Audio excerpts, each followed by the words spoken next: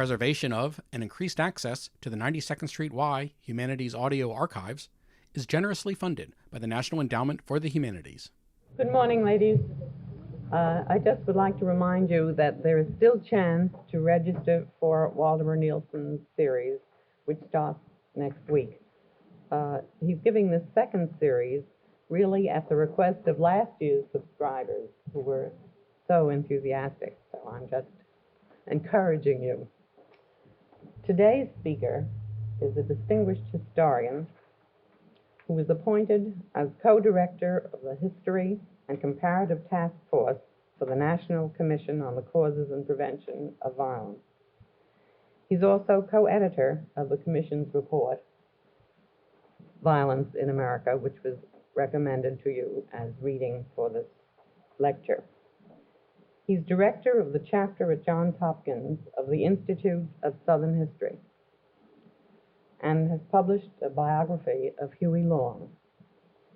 I have the honor of presenting Professor Hugh Davis Graham. Thank you.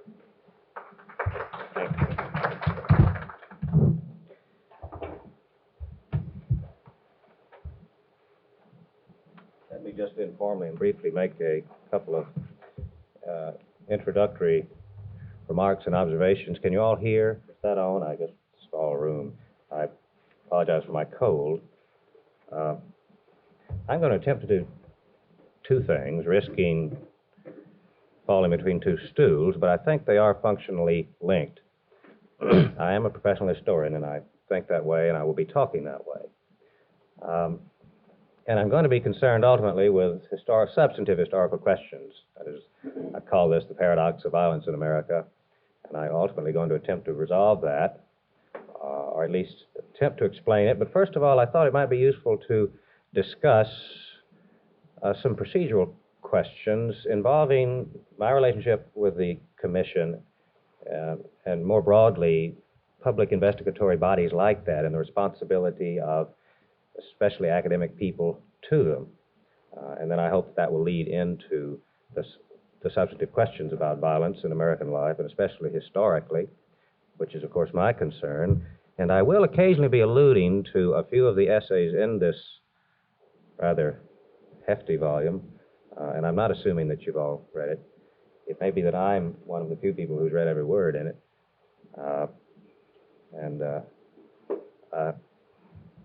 There are 350,000 words there, so you certainly needn't have read it, I think, to follow what I'm going to be trying to say. And I'll try to minimize my allusions to it. And finally, I want to ask you, since I believe in possibly 20, 30 minutes I'm going to be speaking here, please don't hesitate to interrupt me by raising your hands if you have a question or observation to make. And then I hope we can get into a much more free-swinging kind of seminar. And I'll seek to minimize what I hope will not be a boring kind of professorial paper. Now, you are surely familiar then with this burgeoning American proclivity for appointing national commissions to try to explain what's gone awry and what's gone wrong. And in all deference to its British antecedents, this tendency seems to be strikingly American in the degree to which it reflects the optimistic assumptions that national dislocations represent derailments, anomalous derailments of the engines of American progress, and that these are aberrations and can yield to American technological expertise. And if you witness the title of the commission that I was involved with, it's the National Convention for on the Causes and Prevention of Violence. Now, historically, this rather high art of commissionmanship has also reflected the realities of American political life. For appointing a blue ribbon commission to study problems can lend the appearance of concerned activity without necessarily the substance of commitment. And that is, if one studies a problem long enough, perhaps it will go away, or at least the politics of the problem may fade away. And in this connection, it is pertinent to quote Kenneth Clark's testimony to his understandable cynicism before the Kerner Commission 3 years ago. Many of you are surely familiar with his remarks, in which he said, "I read that report of the 1919 riot in Chicago, and it is as if I were reading the report of the investigating committee of the Harlem riot of 1935, the report of the investigating committee of the Harlem Riot of '43, the report of the Cone Commission on the Watts Riot. I must say in candor to you members of this commission, it is a kind of Alice in Wonderland, with the same movie picture reshown over and over again, the same analysis, the same recommendations, and the same inaction. Now, on the other hand, commissionmanship can speed progress or it can politically backfire. Now, President Truman's bold commission on civil rights issued in 1947 such a forceful challenge to Jim Crow that the irrationally conglomerate Democratic Party was almost wrecked in the process, although that report's contribution to the momentum of the civil rights movement was, of course, considerable. The report of the President's Commission on Law Enforcement and the Administration of Justice in 1967 pleased President Johnson, and he promptly passed along its recommendations to the Congress. But the explosive Kerner report of 1968 apparently embarrassed and angered the President by implying that his administration's proud accomplishments in civil rights were still woefully inadequate, and he conspicuously ignored its forceful indictment of white racism. Now, you will recall that the Violence Commission was appointed in June of 1968 in the wake of the assassinations of Martin Luther King and Robert Kennedy. It seems a cardinal rule of commissionmanship has been that its members must reflect a broad range of the political and professional spectrum so as to avoid alienating in advance any sizable constituency. And this is probably a sound rule, although it can be argued that President Johnson overdid it in 1968. And predictably, the commission contained 2 senators and 2 representatives from each party. And in addition, its members reflected, at least ostensibly or vicariously, the views of liberals and conservatives, if not radicals, attorneys and judges, blacks and whites, men and women, Catholics and Protestants, if not Jews, I think I'm correct in that assertion, philosophers and psychiatrists, white-collar professionals, and indeed blue-collared longshoremen. The internal debates over the relative wisdom of such appointments represents a closely guarded but fascinating, certainly to me, focus for historical research. You know, how interesting it would be to peruse the internal debate over the appointment of Mr. Hoffer. And political pundits at the time commented on the conservative leaning of the commission, and this judgment seems to me to be certainly partially substantiated by the commission's condemnation by a vote of 7-6 of the philosophy and tactics of civil disobedience, which was certainly an ironical salute to the memory of Dr. King. And although the commission was chaired by an emeritus college president, Milton Eisenhower, formerly president of my own university, Johns Hopkins, it contained no professors, no historians, and we perforce made our contribution at the staff level. And it was here that another traditional and revealing practice of such commissions surfaced. First, given such a broad purview as violence in American life, the commission called for the organization of a number of task forces, and this military metaphor is itself revealing. Task forces charged with investigating and making recommendations in such specific jurisdictions as firearms control, political assassination, the news media, violent crime, and law enforcement. And second, university scholars charged with directing research in their respective areas of competence were customarily paired as task force co-directors with young attorneys. Presumably, the lawyer's role here is to keep the professor's feet firmly grounded in the real world. But for better or worse, I was spared this strategic linkage, with no offense intended to any attorneys present. But for the moment, let me beg the question of the wisdom and practicality of such pairings, and consider briefly the prior problem of the academic's relationship to such public establishment enterprises. Now, ultimately, the question whether a professional intellectual should lend his talents to such investigations depends upon his deepest personal convictions about the desirability and possibility and probability of effective reform through the established system. Intellectuals radically alienated from the system will warn of counter-revolutionary subordination. Revolutionaries in our anti- and even counter-revolutionary society will denounce patchwork American liberal reform as a sham. And such judgments are certainly defensible in the abstract, and historical evidence supportive of such views does exist. However, problematical may be the now familiar, if hyperbolic, comparison of the American experience to that of the Third Reich. But not yet sufficiently alienated, I approach my task with a cautious enthusiasm, anticipating that some of my professional colleagues would decline to become involved, and indeed a very few did so. And of course, sensitive that the canons of academic freedom should not be violated. Now, crucial to our independence was the Commission's commitment to publish all the task force reports, regardless of the Commissioner's editorial opinions of them. But on one occasion, academic freedom and political reality abruptly and alarmingly collided, and the circumstances involved were briefly as follows. We had contracted for the research and writing by Professor Robin Brooks of San Jose State College in California of a paper on historical paper on America's opposition to her various wars. And Professor Brooks's radical credentials are very powerful, and indeed he was born in Russia. And when his FBI file reached the White House, it prompted a horrified refusal to honor the contractual fee. And my evidence here is hearsay, but it's most authoritative, I assure you. And this even before the paper had been written, much less submitted, so that we could assess its quality. Now, I report this episode with considerable ambivalence because the close linkage of academic research with FBI full field reports is nothing new, but it remains chilling. And those who object to any participation at all in publicly sponsored research under such circumstances, unnerving as they are, may invite the abandonment of such important investigations to scholars least likely to provide a counterpoint to the establishment wisdom. On the other hand, our refusal to continue operating under such circumstances led to the contracts being honored after all. And I hasten to add that our threat to resign required no remarkable display of courage on our part, and that such a defection at mid-passage would surely have proved intolerably embarrassing and damaging to the Commission.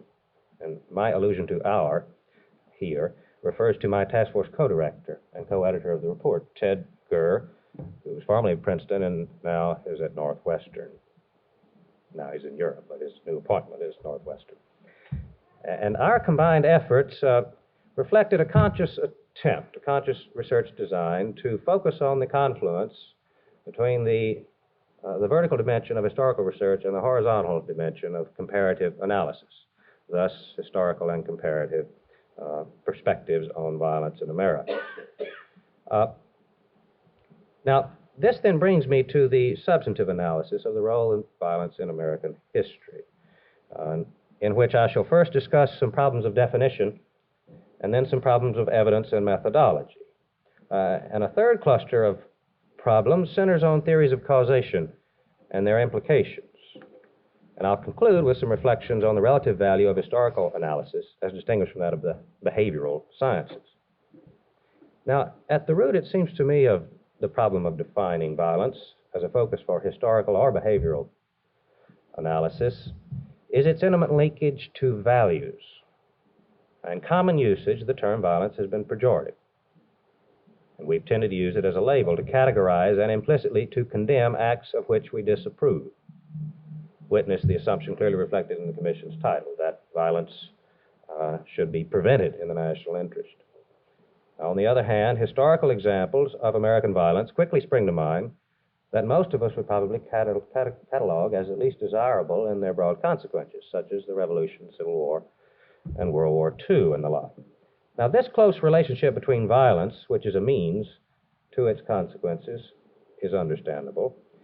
But in my view, a precise definition of the phenomenon should initially distinguish between description of behavior, which is an inherently neutral procedure, and a judgment of the effects of behavior, which is value-laden. Now, in a preliminary description of inherently neutral instruments of behavior, I would define violence narrowly as behavior designed to inflict physical damage upon persons or upon property.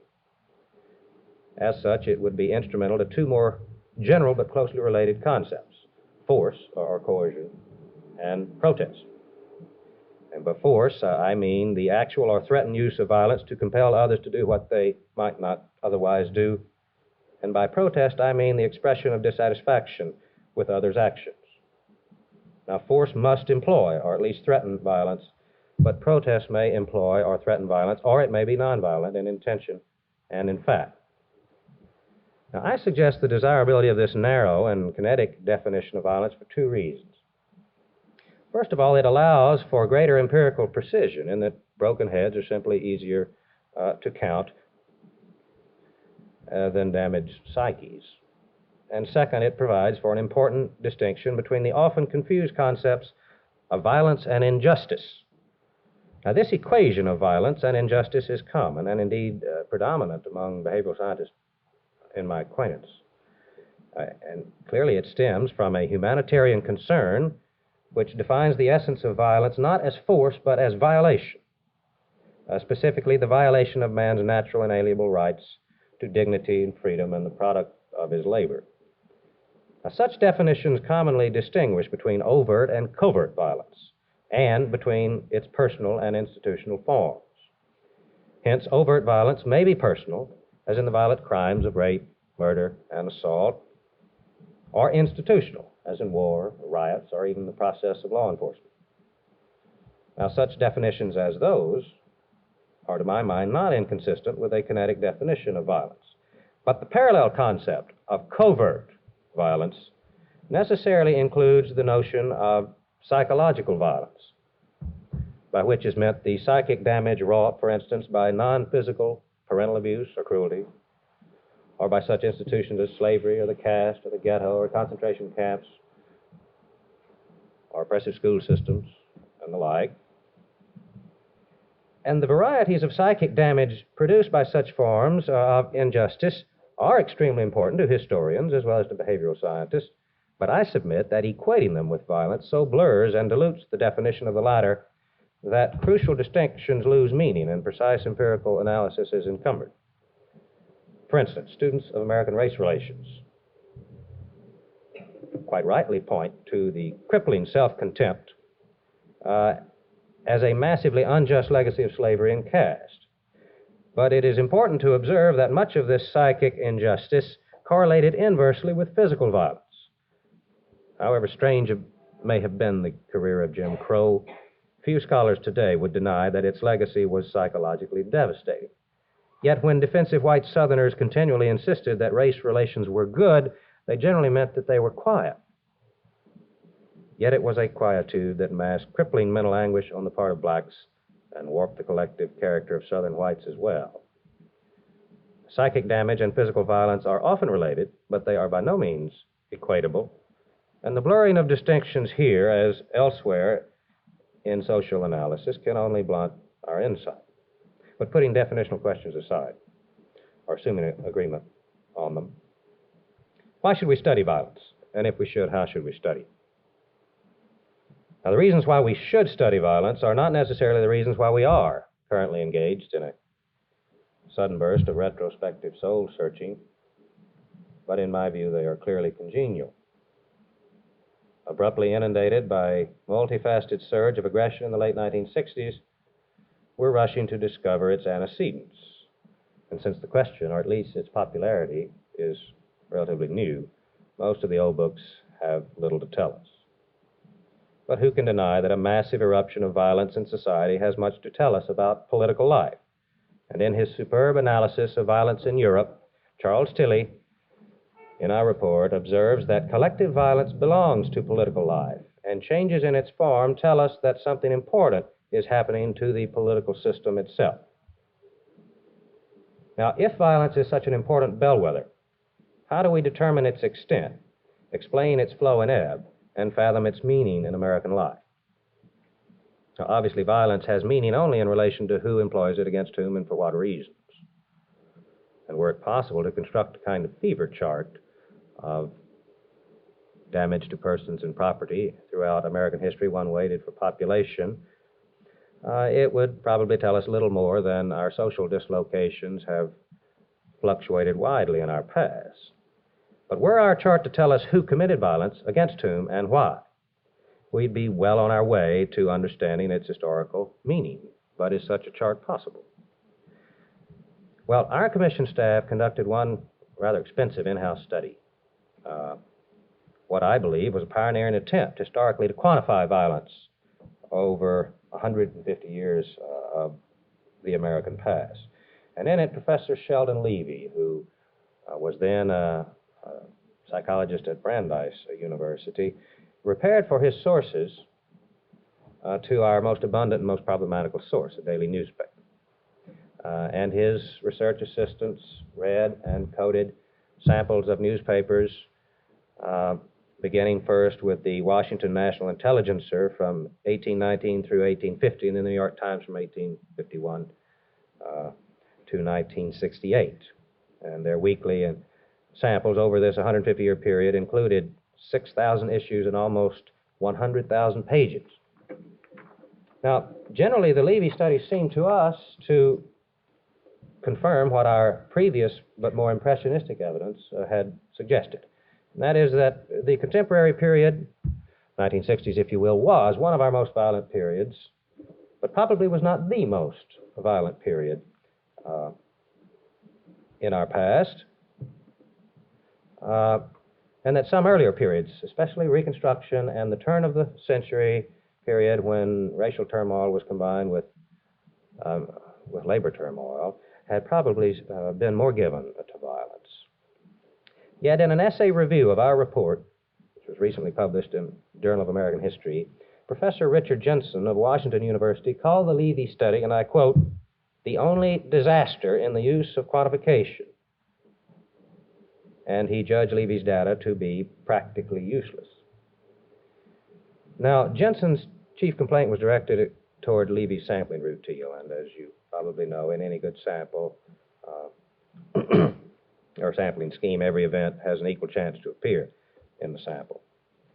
And Jensen charged here that by randomly selecting one daily newspaper per week, that Levy had grossly overestimated the occurrence of major riots, which were likely to be reported for several days, and also overestimated violence during such periods as Reconstruction, when newspapers were sensitive to violence as a political issue and would tend to cover major riots longer, and small riots would be reported also. And now, where does that leave us? Well, I hope not absolutely naked. But it may suggest, if Jensen's right and Levy is so vulnerable, that historians skilled in the techniques of quantification ought first to develop techniques of sampling such extremely difficult things as violent events. And secondly, or in addition to that, or failing it indeed, we should study violence through a kind of monographic series by assessing the extent and role of violence within such specific and traditional contexts as frontier and vigilantism and labor relations, ethnic and racial conflict, political contest and protest, and crime. And that's indeed what the balance of our report attempted to do. Now, I'm going to skip here a brief discussion of a problem of methodology, which is a bit professional. I don't mean by that to insult anyone, but I want to get on to our central assertion reflected in the title of my remarks, The Paradox of American Violence. That the assertion that American violence has been paradoxical is essentially an historical assertion that must be tested against historical evidence. But prior to explicating that assertion, I intend to indulge in a bit of preliminary speculation about theories of human nature and causation on the part of my associates who are behavioral scientists. We had 27 contributors to our report, and 16 of those were behavioral scientists, and only 8 are historians.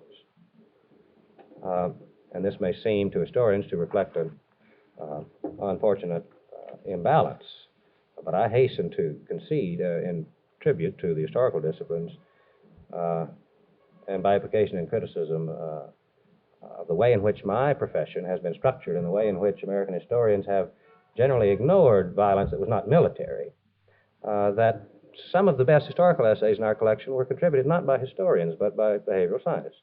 Charles Tilley, for instance, is a sociologist, and Lewis Hart of Harvard is a professor of government. But that acknowledged, let me add that my work, or during my work with this small army of behavioral scientists on the staff of the commission during the year and a half in which we worked, during that year and a half, I was particularly struck by their powerful consensus on 2 questions. This is something of an obiter dictum, but it interested me. And the first of these concerns their uniform hostility toward the ancient notion, I should say, recently resurrected and refurbished in scientific garb, that man is instinctively aggressive.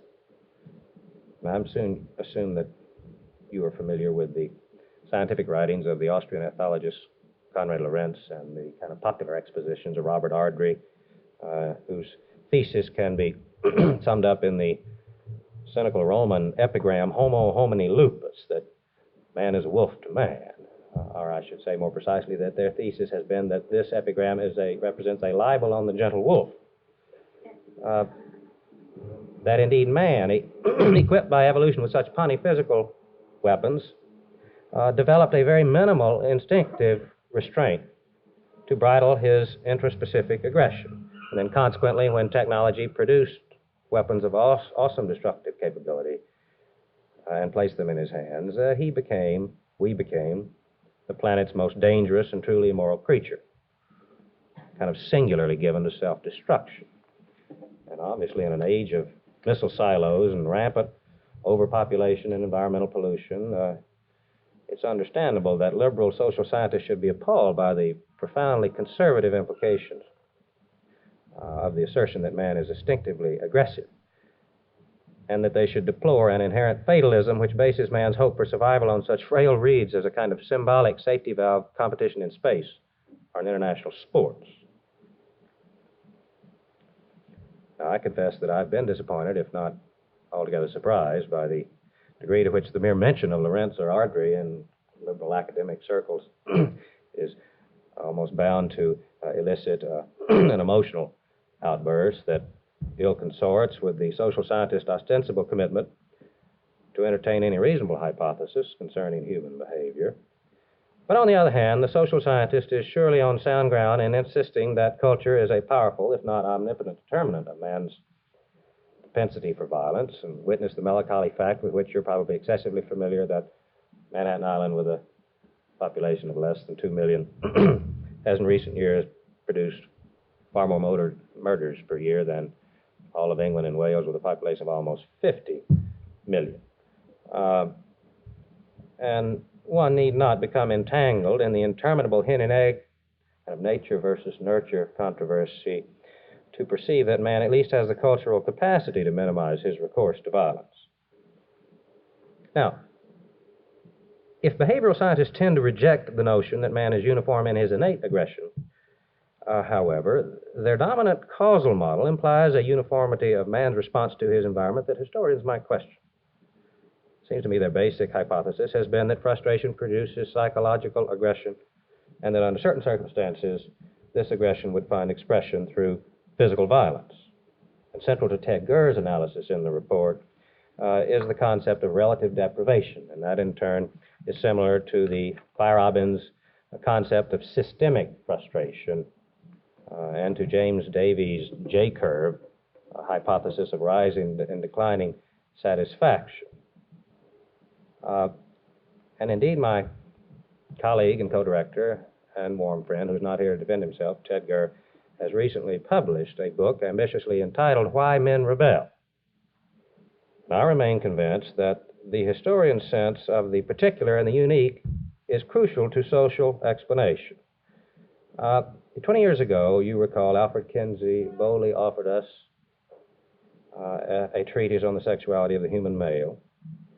But it seems to me that he was, in fact, describing only, or attempting to describe, the behavior of 20th century American males, whatever may be the problems with his sampling and communication. That is, in my view, all the sociological data and all the goodwill and all the J-curves in the world by themselves cannot explain, for instance, the contemporary behavior of Afro-Americans in the absence of an understanding of slavery and its historically unique legacy. And that surely that's a vital and relevant reason why we should study the history of violence. Well, what have we learned, however, if we emerge from a too hurried study and crown it with the sage observation that violence in America has been a paradox? And we historians dearly love paradox, perhaps almost as much as we love the discovery of irony. Paradox is great fun to unearth, but by its nature it explains nothing. Now, any paradox, as you know, must contain two ostensibly contradictory assertions, in this case, that the American past has been filled with violence and that the stability and continuity of America's vital public institutions have nevertheless been extraordinary. Now, how can we account for this? Well, let me consider these assertions in reverse order. One plausible, although partial, reason why violence has not been directed against public institutions in the United States, at least to the degree that it has been in so many other nations, may be, or at least until the recent period, that given America's federal capitalistic structure, state institutions have historically been less important than private institutions or than public institutions in other societies. That is, capitalism pitted labor against industry, farmers against the railroad or an impersonal market system. And consider our long and turbulent history of frontier and agrarian discontent. The Paxton Boys, New Jersey land rioters, New York anti-rent movement. I won't read the list. You're familiar with most of it. It stretches from Nathaniel Bacon to Cesar Chavez. And I would assert that most of our agrarian violence was not directed against the state. And when it was, infrequently, it was quickly and usually easily put down. Now, our labor history is of more recent vintage, but also more bloody. And it is true that the state frequently did lend its National Guard and occasionally federal troops to the support of the industrialists, and that police and sheriffs, as agents of the state, were also rarely neutral. But the carnage associated with the Molly Maguires, Homestead, Coeur d'Alene, the Black Hole of Ludlow, Gastonia, and so on, was not directed at or even by the state. It was Judge Gary and not President Cleveland or Justice Field, whom the embattled and enraged steelworkers alleged had never seen a blast furnace until the day he died. Now, there are, of course, notable exceptions. Indians, the state has been devastatingly important, much as it was to the slaves and, to a lesser extent, to the Mormons. But, of course, the Indian Wars were remote from public institutions, and slave rebellions were relatively few and always abortive. And the Mormons perforce modified one of their peculiar institutions to fit the preconditions of the monogamous state. Now, our crowning exceptions were, of course, the Revolution and the Civil War. But in my view, their circumstances were so unique that, crucially important as they were, they skew the picture of workaday violence in America. And in any event, the state and its dominant institutions, with the crucial exception of chattel slavery, emerged greatly fortified from both conflagrations. Now, a second reason why the thrust of American violence has been largely directed away from her vital institutions is our unparalleled racial and ethnic pluralism. And consider how much of our collective violence has been intergroup, and how frequently group frustrations have generated displaced aggression against racial and ethnic scapegoats. The Know-Nothings, the American Protective Association, the Irish Rampage against Negroes here in New York in 1863, the chastisements of the first and the third Ku Klux Klans, and at least the rhetoric of the second Klan, the predominantly Southern lynching of blacks, the massive white urban rioting against blacks in the pre-Harlem pattern of race riots, and the destruction of symbolic private property in the post-Harlem pattern. Now, perhaps those New York Irishmen in 1863 should have been directing their aggression against the state, logically, in an anti-draft or anti-conscription riot, but to do so would surely have been suicidal. And it seems to me that until very recently, no single racial or ethnic group has been numerous or strategically located enough in America to venture aggression against the state. Of course, this does not apply to the dominant Anglo-Americans historically, but then, generally speaking, the behavior of the state reflected their wishes. A third reason has been American affluence, and I hasten to add that too much can be made of this.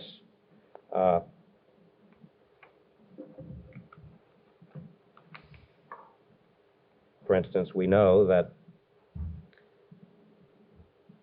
the abundance has been unequally distributed and that such economic inequities may generate violent protest. And we also know that society is characterized by abject despondency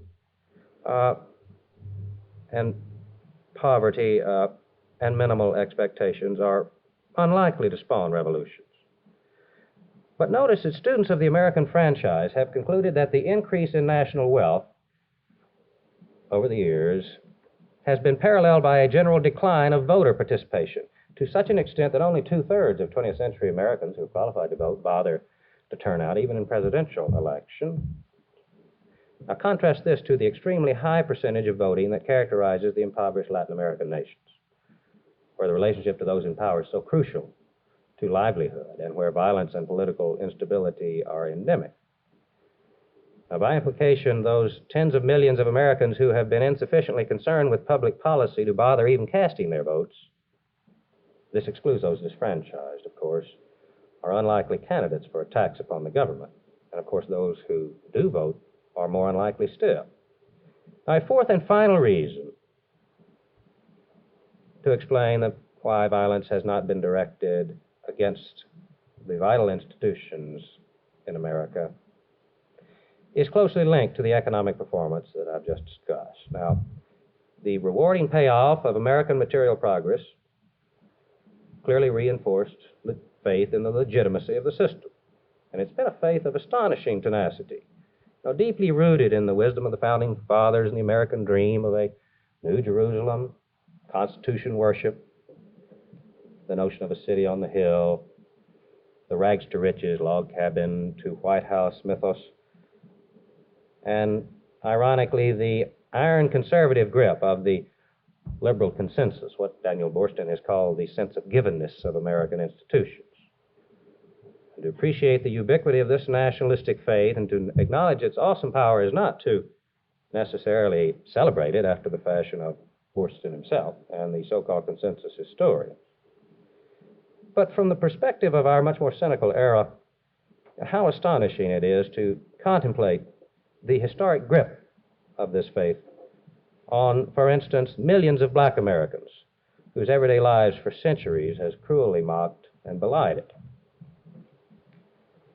This, the American experience. On the other hand, the European state, lacking the broad sanction of such a secular faith as that, encumbered by a feudal past which we lacked, generally endowed with greater and more centralized power than the United States, its population less divided by racial and ethnic heterogeneity than the United States. The European state then, perforce, was more vulnerable to collective violence. That is, it was more given to destruction or, on the other hand, to totalitarian self-defense. Now, in Europe, Charles Tilly has traced the evolution of three basic forms of collective violence. And let me summarize these. The first he called primitive. Primitive violence has been characterized by diffuse and kind of unpolitical objectives, often local communal groups, communal brawls, guild clashes, religious conflict, or the old peasant jacquerie. It seems to me that the American equivalent to this form of violence would include colonial rioting in the seaports, drunken mobs, and probably the slave rebellions, the family feuds, Hatfields, McCoys that we're familiar with, town gown clashes, and frontier lynching bees, and probably wars between cattlemen and sheepmen and the like. The essence of the primitive form of collective violence is that it has been apolitical, and that its associational base has been communal rather than broadly associational. It seems to me that Tilly's second category of his three is most revealing in comparing European forms of violence and the American. And this is what he called reactionary violence. And I quote him here, "Reactionary disturbances are usually small in scale, and they pit either communal groups or loosely organized members of the general population against representatives of those who hold power, and tend to include a critique of the way power is being wielded." The somewhat risky term reactionary applies to these forms of collective violence because their participants were commonly reacting to some change that they regarded as depriving them of rights that they had once enjoyed. That is, they were backward looking. And it seems to me that it's at this level of reactionary violence that the difference between the American and the European experience is most striking, because the representatives of those who hold power, in Tilley's phrase, in Europe were far more often representatives of the state and its public institutions than has been the case in America. As it seems to me that far more preponderant in America has been the racial, ethnic, and economic violence of an extra-political and intergroup nature that I've just discussed. Well, why then has there been so much violence in the American past? Because theoretically, in a democratic republic, violence would not be necessary or indeed tolerated. And it seems to me, accordingly, our civic textbooks have combined with a very selective historical recollection to foster a myth of individual assimilation and peaceful progress. And now that we are becoming increasingly aware of our violent past, how do we account for it? Well, one might begin to account for it by reconsidering the influence of the four factors previously adduced to help account for why American violence has been deflected away from our vital public institutions. That is, first of all, the federal capitalistic structure, secondly, racial and ethnic heterogeneity, third, affluence, and fourth, the American creed, as reflective of our national character. Well, in a society as thoroughly capitalistic as ours has been, private hands have been endowed with great power to bestow rewards or met out punishment. And in the absence of a powerful state equipped with physical controls sufficient quickly and effectively to punish aggression, private sources of economic power became lightning rods to attract protest. And what generated the lightning?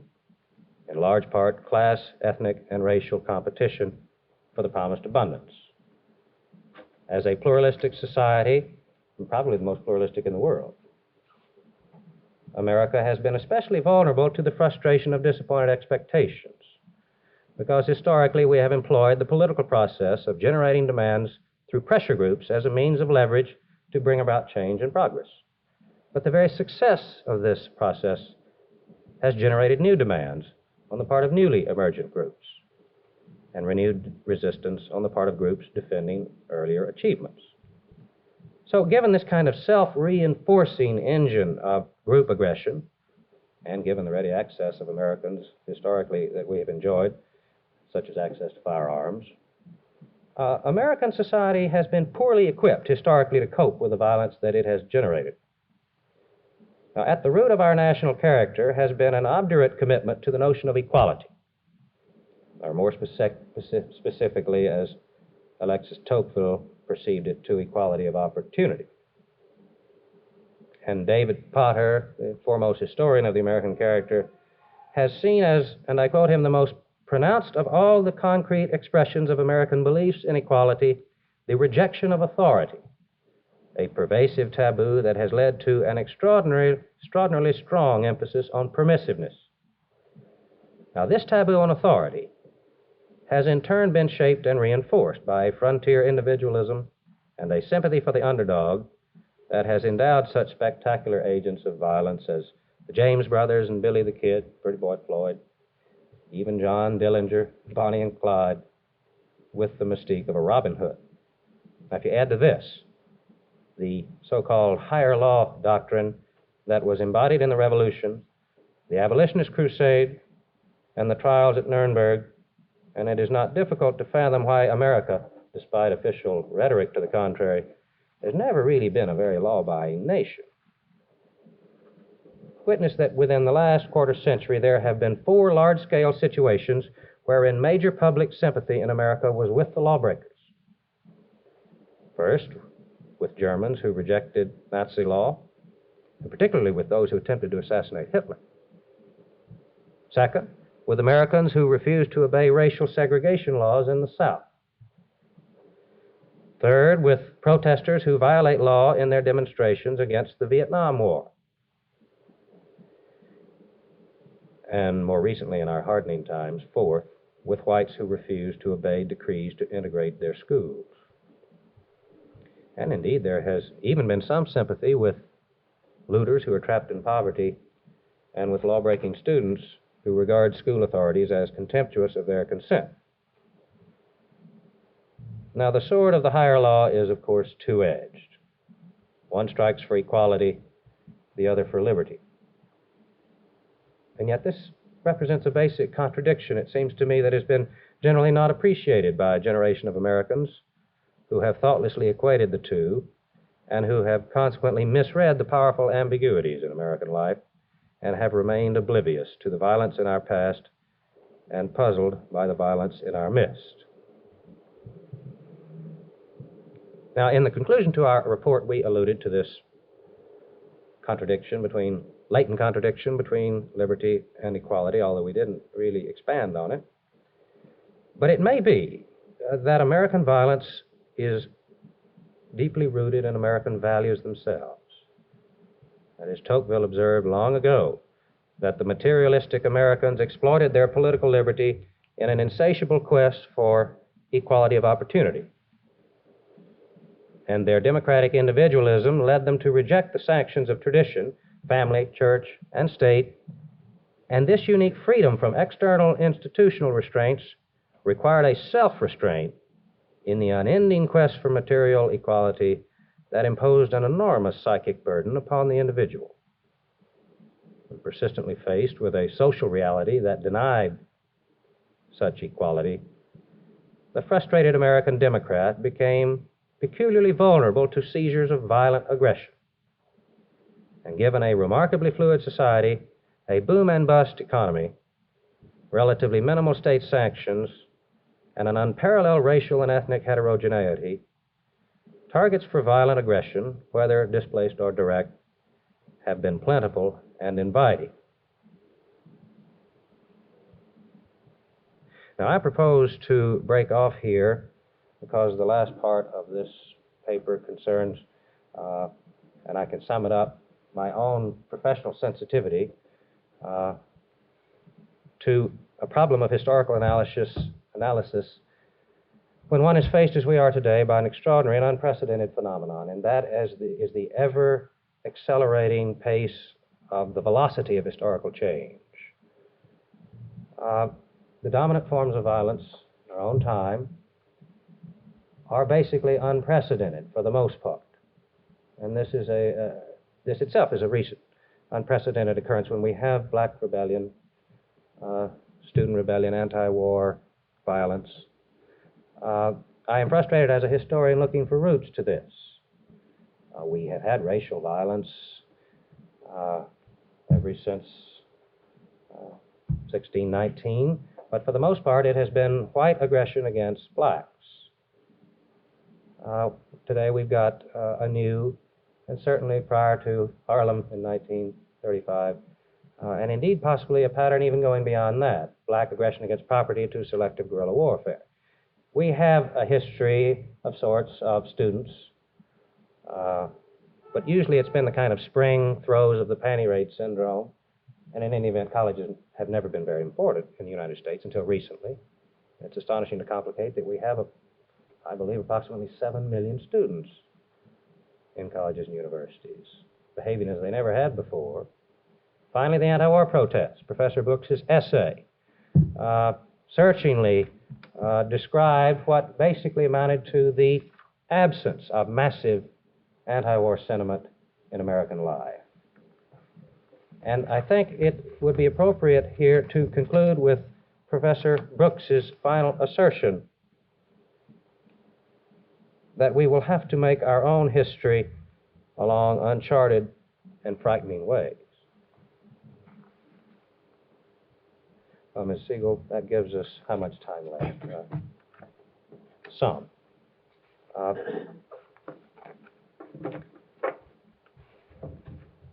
about the prevention? Well, I don't think violence can be prevented.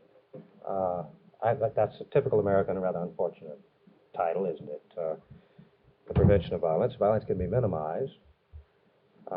It's important to note, that violence should not be defined so narrowly as to apply to only private persons. Police can commit violence, and we're aware of that.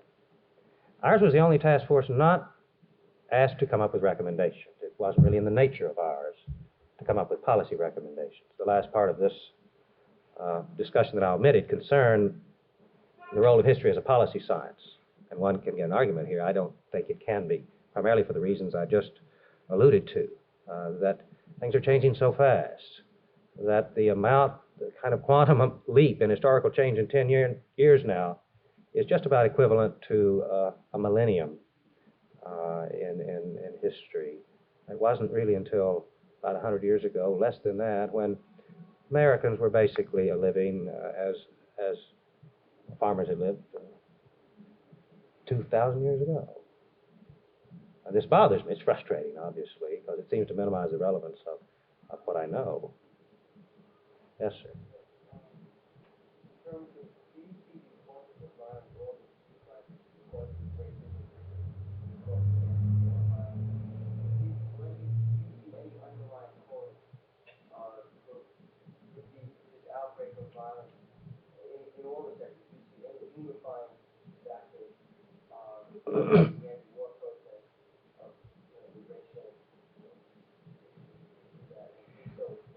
I can see it strongest as an historian in the racial business. That is, speaking of Tocqueville, who, of course, so presciently prophesied over 100 years ago the coming conflict between the United States and the Soviet Union, or Russia. He also prophesied that if there will be a great revolution in the United States, it will be owing to the inequality of condition among the races. A rather chilling prophecy. That is, the racial feeling is so deeply rooted in the fabric of our nation, and only in about the last 10 years have historians begun to appreciate the astonishing degree to which, not just in the South, but in the North, again, Tocqueville perceived that historically the roots of racial animosity were very powerful. And I'm not saying this as a Southerner, trying to take the Southerners off the hook. They were, of course, worse. But ironically, the institution of Jim Crow originated in the North, historically.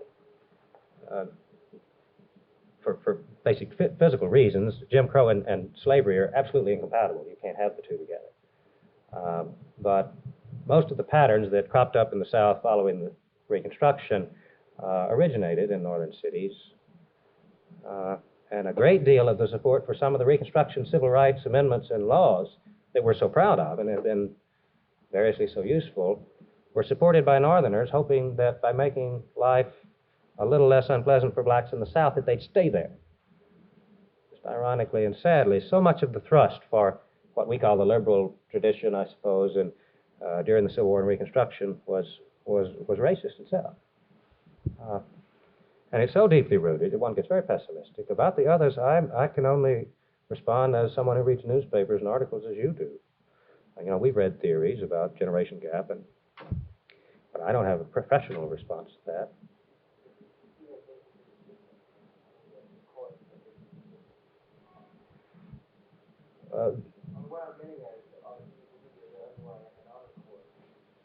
No.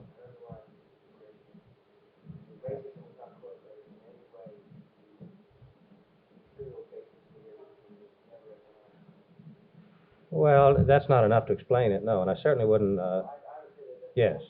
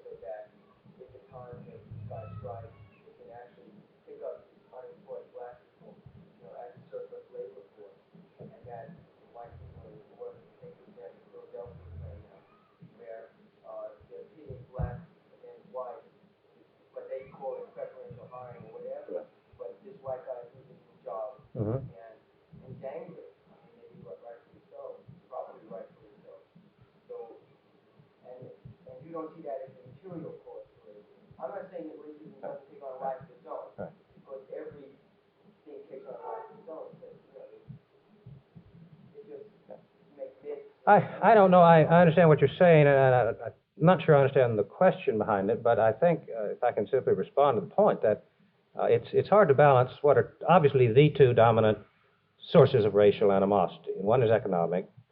This intramural competition we've had among all our ethnic and racial groups at the bottom scrambling for jobs.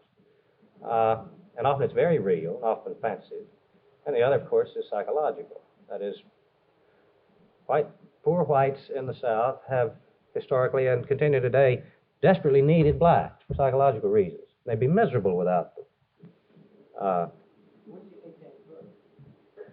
Oh, that's a hen and egg question. I think the racial bias came first, and I think in recent years we've learned a lot about that, such as Winthrop Jordan's recent book that won so many awards, White Over Black, or David Brown Davis's Pulitzer Prize-winning book on slavery, that has pretty much convinced, I think, my guild that Western society transmitted to the colonies over here clear racial animosity. It was often in the abstract, since there weren't many blacks around at first. And just the symbolism, if you think of blackness, what it's been symbolized, black is the color of, historically, of the devil, and blackguards, and black plague, and all of that. And then once, of course, economics just reinforced that, I think. So they became a kind of snowball, and you can't distinguish anymore, but they go in the same direction. Of course, there's newness here now. With the quotas going the other way, that's a bit historically new. You may call this part of the American creed, but isn't one of the reasons that Americans turn to become violent against other groups or institutions, private institutions, the fact that the public institutions haven't been that coercive? I mean, they compared to other systems. Yeah. One thing that the studies you talked much about was how much systems, authority is violent itself. That's right, and I tried to allude to that earlier before I talked about creed, that given the federal capitalistic structure, the state didn't really do very much, positively or negatively, and often didn't intervene. It's always been pretty easy to get away with gooning one another in our society. I suspect that's true more so than, let's say, Europe or other societies, certainly totalitarian societies. So sending in police on college campuses, to limit the balance of campuses. Yes, and here's another problem, and that is ever since certainly World War II, when the state has become suddenly kind of ahistorically terribly important, and neat lines that used to make sense between the state and economic institutions and such institutions as educational institutions have become so blurred that there's kind of a conglomerate up there of kind of the military, industrial, state, academic syndrome. And I think much of the anti-establishment clearly protest is against kind of that thing. They're all kind of linked together. But the state's now hooked into it. And obviously a lot of the protests against the local college is really against the administration of what it's doing somewhere. The previous speaker, Alex Rosen, spoke about Agnew's pointed talking to prejudices that people have by speaking about, New York is not representative of America, nor is the Middle West, speaking about anti-Jewish and anti-black. And what has happened in South Carolina seems to point out that he is sort of telling people to do their thing. If they are anti-black, then go ahead and do it, because in South Carolina, I've heard the news commentators say that they feel that Agnew is saying, well, okay, but you don't want integration, be my guest. And I'm wondering how, in your opinion, the Nixon administration will foster more violence or just, put their clamps down on it? I'm afraid that I would agree with that it's kind of an implicit invitation for a resurgence in the South of things that had gone away. And I do know a good deal about this, and have written about it, that it's very a clouded picture because you have strange contradictory things happen that often depend on the uniqueness of local leadership. So that you will have, we were talking about this earlier, you will have traditionally brutal societies such as Bogalusa, Louisiana, and Yazoo City, Mississippi, integrating substantially, much more than you have here relative to population, without any problem. Although often it's the conservative businessmen who insist on it. And on the other hand, you'll have outbursts of violence like that one in South Carolina. I think we're going to see more of that. I don't think we're going to see a withering away of the black franchise, as some people had feared, over the extension of the voting rights, simply because that's, the Republicans need those black votes in the Democratic Party so desperately that they're going to fight to the last man to defend the right of a lot of those blacks to vote to run the white folks out of the Democratic Party. It's a cynical reason, but I think some good will come of it in the short run anyway. I'm afraid you're right. But that seems to constitute a standing invitation to It's implicit to insist on freedom of choice all over the country. Yes, ma'am. When a large group, as has been the case recently, is pegged as, quote, the silent majority in the sense that the administration believes it to be in favor of what the administration is talking about. So much of the silent majority is unable to express itself, therefore developing a psychological unrest cannot that, in a certain sense, develop violence, whether it be internal or external. You get that? Yes, I do, and I quite agree, and it seems to me obviously that's happening. You know, this rediscovery of the forgotten American, the lower middle class, blue collar, white. This does have historic antecedents. You know, kind of ethnic cops beating people over the head. It's been around a lot, and that's happening again. And I don't know, on the other hand, about the problem of their not being able to express themselves. It seems to me that politically they've been able to express themselves recently. And I'm not sure whether that is, if one can express yourself that way, then there would be less tendency for the physical, you know, that they would compensate for one another, or whether expressing oneself that way would lend to greater confidence and aggression, and you get both. I don't really know, but I'm not a psychologist. That was a scratch, not a... Yes? Is there a commission or the study of the prevention of crime? No, there have the major commissions recently, well, let's say since the Truman Commission on Civil Rights in the late 40s, have been all in the 60s. There have been thousands of smaller commissions. And the first one was Crime Commission, 1965. And the second one was Kerner, and the third one was this one. And this one went out of existence in last December. And I don't think there's any standing major commission. And, you know, most of the implementations of commissions, most of the recommendations are not implemented, and there's a lot to what Kenneth Clark said, that we keep reinvestigating the same thing and calling for the same measures and not getting them. But the President's Commission on Law Enforcement and Administrative Justice is its formal title, and has about 5 volumes out from the government printing office. You know as much as I do about what Congress has done or not done about that. What was alarming in our crime task force, the law enforcement task force, was the degree to which the increase in crime, allowing for some of the games the FBI has been playing with their statistics, is so overwhelmingly young male black, and the projection of it is frightening. Well, And it's frustrating to do a study on something like this when there's no arrested. Well, there seems to be very little will to respond. That seems to be the problem. I think we know a lot about, not as much as we think, but and small compensation to remind yourself that most of the victims of this are black too, but they are. We've gotten a great deal of cynicism, which is understandable. Judge Leon Higginbotham, who was vice chairman of this commission, said at the end of it, I'm never going to sit on one of these again. It's just too frustrating. We worked very hard, and they did, and worked Milton Eisenhower almost into a coronary, and Higginbotham said, I'm never going to do it again. The hell with it. And I kind of understand that, without necessarily agreeing. And he was especially bitter by that majority vote against civil disobedience. I might add that was one day later, the same day when he said that. Yes?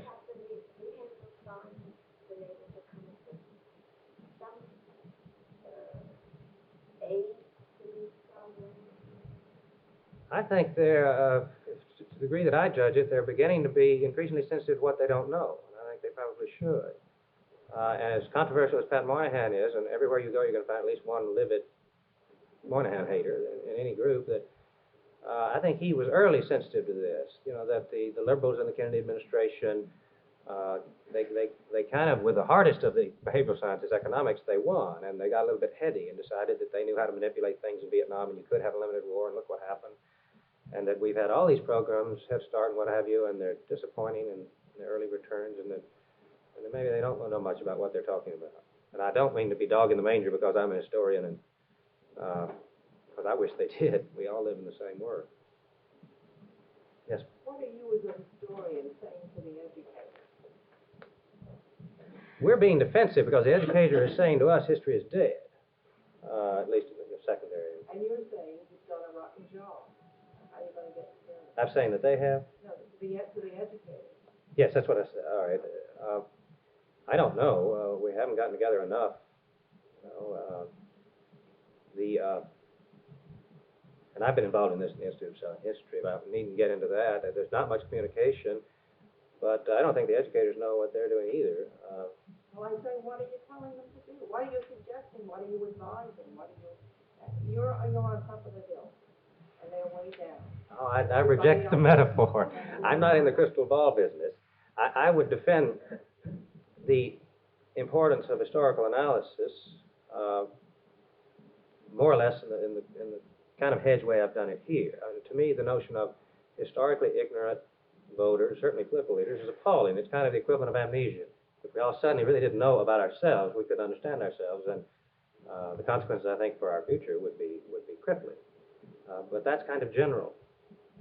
We were not asked to make policy recommendations, and I can't come up with, I can come up with kind of two broad assertions I think history would suggest. One, and this is important, is that violence has been common in the Western tradition, and in our own too. And the phrase historical amnesia, there's truth about it. Probably all nations are given to it, ours particularly. Or secondly, I'll say three assertions, that it is important in a bellwether function, a harbinger of change, important political change, not an anomaly, and certainly nothing that you can prevent. Well, it's happening now. There's important political change happening, and society is polarized. And the third, and this is perhaps the most ambitious and the broadest, is that it seems that in our experience, and possibly the experience of the West, that fundamental changes in the ways in which power is shared in society have occurred occasionally through what Richard Rubinstein has called system-transforming explosions, such as the Revolution, Civil War, or World War, Western expansion, or the Depression, or the confluence of urbanization, industrialization, and that in these explosions, defensive contemporary people regarded demands as intolerably radical and un-American that subsequently became regarded as traditional.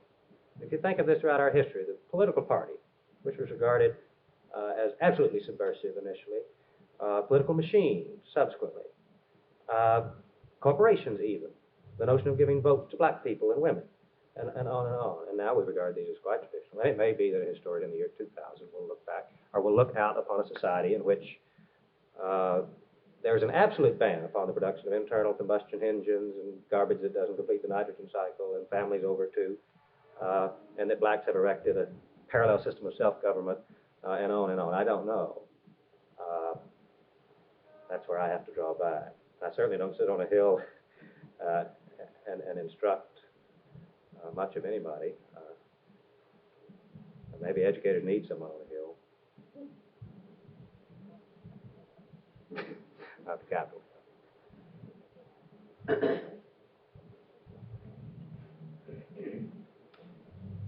Well, if there are no questions, thank you very much. Thank you. Thanks for listening. For more information on the 92nd Street Y, New York, and all of our programs, please visit us at 92ny.org.